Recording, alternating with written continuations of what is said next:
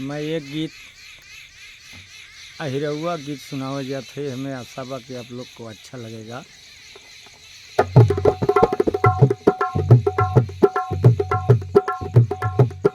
माघ बीतल पूस बीतल बीतल फगुनावा,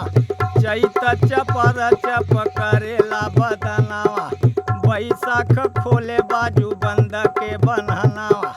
बैसाख खोले बाजू बंद के बन्हनावा, जेठ में जना लायागी फेंकतिया तनावा, लगत अषाढ़ खजुआएला बदनावा, देहिया जुड़ाइल जब बरसल सवनावा, देहिया जुड़ाइल जब बरसल सवनावा, भादव कुआर कार्तिक बीतल बा महीनावा,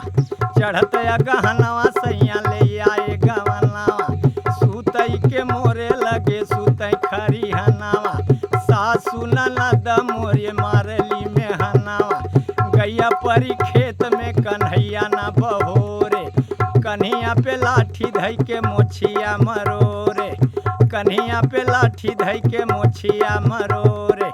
बहे पुरवैयावा रे बहे पुरवैयावा, बहे पुरवैयावा बाँस यारा राता, बहे पुरवैयावा बाँस यारा राता, अहिरे कप